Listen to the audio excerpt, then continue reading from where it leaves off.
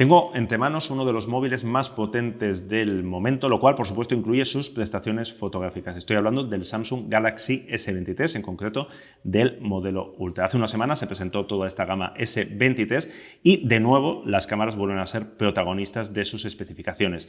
Algunas de ellas, como por ejemplo el sistema de 4 cámaras o el zoom 10x, son heredadas de la generación anterior, pero esta vez tenemos un titular y bastante potente: nuevo sensor de 200 megapíxeles. Sí, ya lo sé, es una cifra que entre quienes saben de fotografía despierta siempre cierto escepticismo. Pensad que si ya las cámaras de 50-60 megapíxeles, muchos se preguntan si tiene sentido, ponen mala cara cuando oyen hablar de 100 megapíxeles en una cámara, imaginaos ahora meter 200 megapíxeles en un teléfono. Por eso, en vez de un review fotográfico en el que os acabamos diciendo que las cámaras del Samsung Galaxy S23 Ultra están muy bien, que por cierto lo están, nos ha parecido que igual es más interesante para vosotros, fotógrafos, fotógrafas, que os acercáis a un terminal como este, resolver algunas dudas fotográficas. Empezando por lo que os comentaba, ¿merecen la pena esos 200 megapíxeles? ¿Realmente se nota la diferencia si comparamos con las fotos de 12 o 50 megapíxeles que hace este mismo móvil? Si os quedáis, os lo cuento.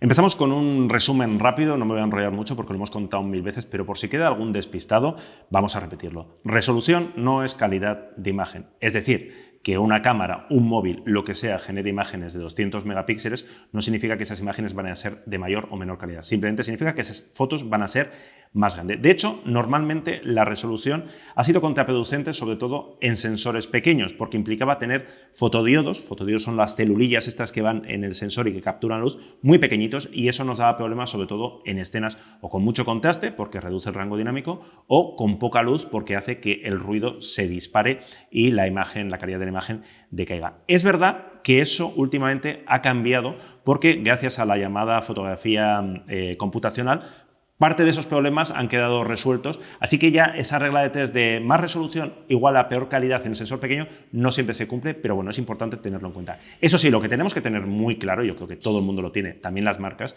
es que si Samsung o cualquier otra marca, porque no es la primera en poner 200 megapíxeles a un móvil, pone esa resolución, no es porque crea que haga falta, no es porque crea que dé más calidad, es simplemente un argumento de marketing. Eso tampoco es nuevo, durante muchos años lo vimos en las cámaras compactas, salió regular, veremos cómo sale ahora. Aunque tenemos 200 megapíxeles, el Samsung Galaxy S23 Ultra, como ocurre en muchos otros móviles, nos ofrece la posibilidad de disparar en resoluciones menores. Más que nos ofrece la posibilidad de disparar, de hecho, tenemos que activar la opción de disparar a 200 megapíxeles porque de entrada, en modo estándar, nos va a sugerir, nos va a hacer fotos a 12 megapíxeles o a 50 megapíxeles. Esto funciona combinando los fotodiodos, los píxeles del sensor, para ofrecer un píxel combinado de mayor tamaño y, en teoría, ofrecer mayor calidad, algo que sobre el papel parece que contradice lo de más resolución y demás, pero bueno, funciona así, lo tiene este móvil y lo tienen todos los otros. Hablamos, por cierto, siempre de la cámara principal. Tiene 4 cámaras, la cámara principal es la que nos interesa, es la que tiene el sensor grande, el sensor de 200 megapíxeles y una óptica equivalente a 23 milímetros f1.7. Total, la pregunta, lo primero que queríamos resolver, ¿realmente se nota si una foto la disparamos a 12, 50 y 200 megapíxeles? A la hora de revisar esa foto, ¿se nota la diferencia en la calidad? En el tamaño es evidente, pero en la calidad se nota, ahí lo vamos a comprobar. Ahí estáis viendo un ejemplo, una fotografía con mucho colorido, con mucho detalle, con bicicletas y demás, disparada a 12, 50 y 200 megapíxeles. Por cierto, un dato, la resolución evidentemente influye en el tamaño de esos archivos. La foto estándar pesa entre 4 y 6 megas, ya sabéis que depende un poco de la luz, de la información de color que tengamos.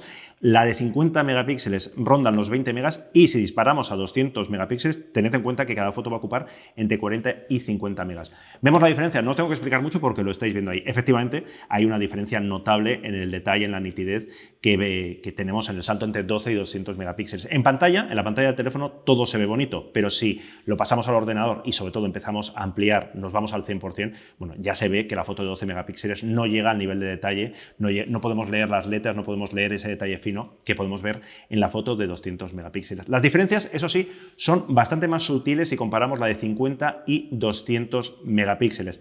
La foto de los 50 megapíxeles megapíxeles sí que tiene algo más de contraste, algo más de saturación, incluso nos da la sensación de que está un poquito más procesada, y la foto de 200 megapíxeles está más lavada, lo cual puede ser una buena noticia si sois de los que os gustan las fotos con un procesamiento más suave. Repetimos el experimento con poca luz en el interior de una iglesia, y aquí se repite un poco lo que ya habíamos visto. La foto de 12 megapíxeles queda descartada, es decir, hay muchísima diferencia con 50 y 200 megapíxeles, pero es verdad que de nuevo entre 50 y 200 megapíxeles no se aprecia mucha diferencia, ni para bien ni para mal. En teoría la de 50 megapíxeles debería tener un comportamiento mejor con poca luz, por lo que decíamos antes. Se han juntado píxeles, tenemos un píxel más gordo, más tocho, nos debería dar mejor rendimiento con poca luz. Se aprecia. Al 200% podemos llegar a apreciar que el detalle está un poquito más fino y demás que comparamos a 200 megapíxeles, pero vamos, que en el 99% de los casos no vamos a notar mucha diferencia entre estas dos imágenes. Seguimos con nuestros experimentos y ahora vamos a ver qué pasa si disparamos en formato RAW. Primero, dos cosas bastante curiosas. Para disparar en RAW tenemos que bajarnos una aplicación que se llama Expert RAW y que parece una aplicación externa, pero en realidad se integra luego dentro de los menús de la cámara. Es decir, en el modo Pro de disparo de la cámara, que es donde nosotros esperamos encontrar el RAW, no está. Tenemos que funcionar con ese modo que se accede desde el menú más, en el menú foto, que se llama Expert RAW. Segunda curiosidad. Tenemos un sensor de 200 megapíxeles, pero en RAW solamente podemos disparar a 12 o a 50 megapíxeles. Es una cosa curiosa porque en nuestra cabeza, en fotografía, en las cámaras, el RAW es algo así como el archivo en bruto que te da toda la información del sensor. Tenemos un sensor de 200 megapíxeles, pero el archivo que nos da en bruto lo máximo son 50 megapíxeles. Es curioso, sin más, para que lo tengáis en cuenta. Total, comparamos dos fotos disparadas a 12 y a 50 megapíxeles en formato RAW, las dos resoluciones que nos da, y ahí lo estáis viendo. Evidentemente, de nuevo, la diferencia de tamaño se impone, el nivel de detalle.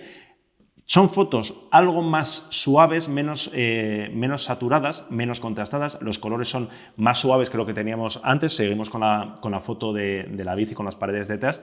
Pero es verdad que son imágenes en las que se nota un procesamiento. Es decir, si ampliamos al 100%, como estamos haciendo aquí, buscamos el detalle fino, vemos ese procesamiento. Es decir, no es un RAW tan limpio, tan fotográfico, para entendernos, como lo que teníamos en el iPhone 14 Pro. ¿Os acordáis que cuando lo probamos dijimos que el RAW nos daba un archivo muy parecido al de una cámara en el sentido que estaba muy poco tocado? Bueno, pues aquí los RAW sí parece que están algo tocados.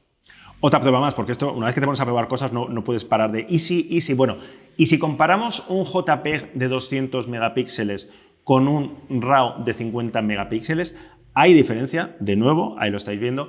Ocurre otra cosa curiosa. Cuando digo cosas curiosas es siempre desde la perspectiva de lo que ocurre en las cámaras, a lo que estamos acostumbrados. No digo ni que sea bueno ni que sea malo, digo que son cosas que desde un punto de vista de quienes trabajamos con cámaras puede sorprender.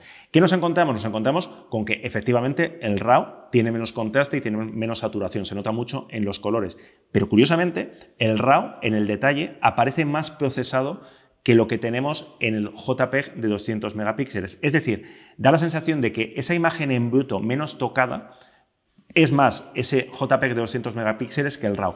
Por cierto, un dato que tengo por aquí, el RAW de 50 megapíxeles pesa 150 megas, tenedlo en cuenta. Y esperad que todavía nos vamos a complicar un poco más, porque antes hemos hablado de un modo Pro. Digamos que el S23 nos deja disparar en tres modalidades: el modo automático, que es donde podemos llegar a los 200 megapíxeles, el modo Pro y el modo Expert RAW. Vamos al modo Pro y ahí estáis viendo el funcionamiento totalmente diferente, no en la exposición, sino en el resultado. Una foto con cierto contraluz, una escena un poquito complicada, el resultado que tenemos al disparar en automático y en disparar en Pro. El automático nos da una imagen ya cocinada, una imagen donde ha jugado con el rango dinámico, donde ha subido las sombras, ha aclarado el cielo y nos da una foto más o menos ideal, y en el modo Pro nos da una foto tal cual, una foto mucho más fotográfica, mucho más parecida a la que tendríamos con una cámara. Es bastante interesante, la verdad.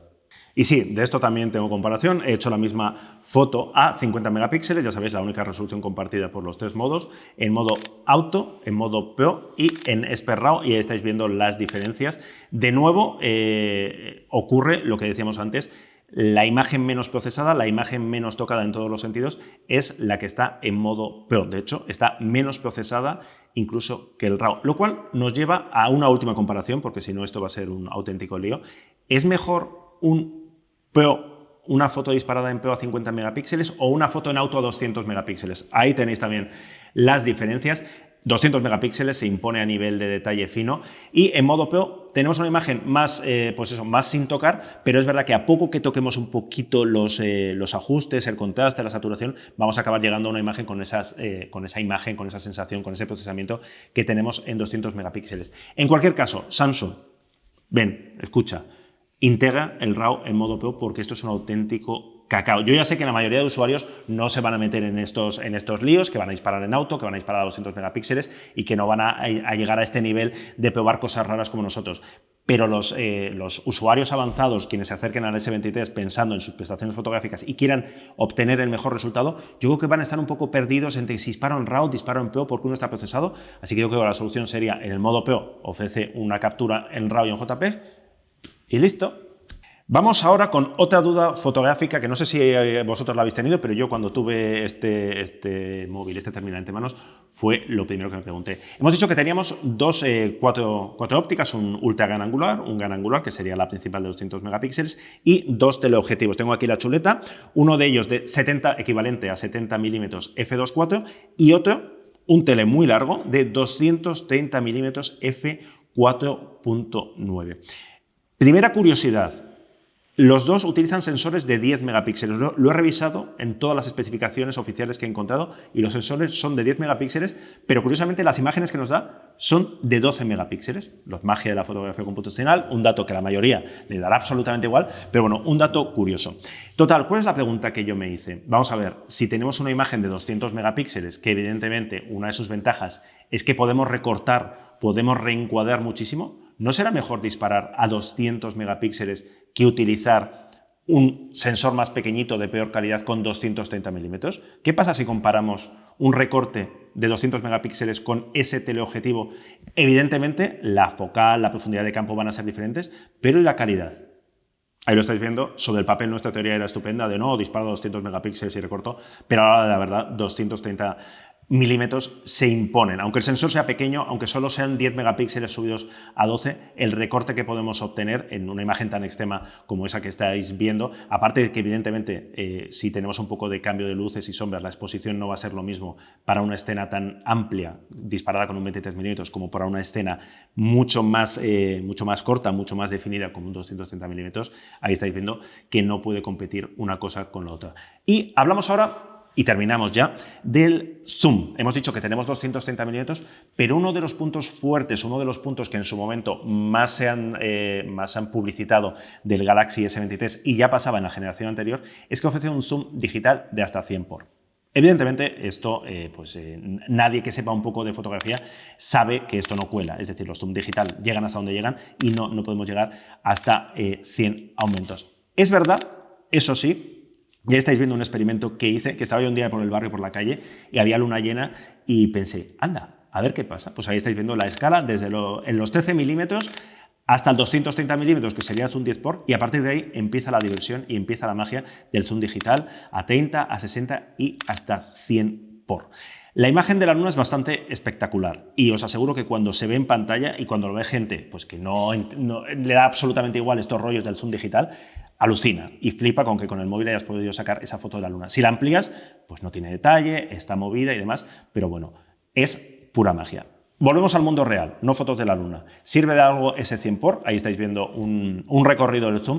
Evidentemente la calidad es muy justa. ¿Hasta dónde podemos usar realmente el zoom? El 10 por está muy bien, es correcto, asumiendo que es un sensor pequeño, pero Samsung misma tiene la respuesta a esa pregunta de hasta dónde podemos utilizar el zoom. ¿Por qué? Porque si entramos en el modo PO de la cámara, desaparece la opción de zoom por y de hecho solamente nos deja ampliar hasta 20 por, que yo creo que sería el límite, siendo ya muy optimistas, asumiendo que estamos usando un zoom digital, inteligente, con fotografía computacional, el límite máximo para poder utilizar. Como siempre os decimos, si podéis, evitarlo. Si queréis calidad de imagen, no os vayáis a zoom digital, zoom óptico, 230 milímetros es más que suficiente y el resultado, si hay buena luz, no está nada mal.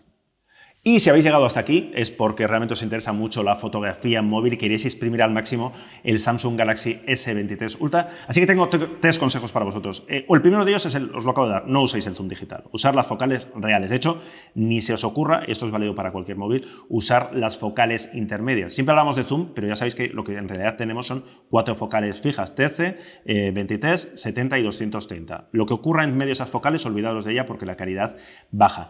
Segundo, sí, 200 megapíxeles se nota. Da igual que nos parezca una burrada, que no sirvan para nada, pero el nivel de detalle que nos ofrece realmente se nota. Así que si estamos dispuestos a lidiar con un tamaño de archivo tan grande como eso y luego a utilizar esos 200 megapíxeles, que además nos dan una imagen, bueno, pues un poquito menos saturada, un poquito menos procesada, bueno, puede tener su punto y nos puede dar cierta utilidad. Eso sí, si queréis usar al máximo las prestaciones fotográficas del Galaxy S23, si queréis un resultado lo más parecido a una cámara de verdad, lo de cámara de verdad ya sé que enfada a muchos, pero ya me entendéis, yo creo que la mejor opción, la opción más equilibrada entre calidad, resultados y peso del archivo sería disparar a 50 megapíxeles en el modo Pro.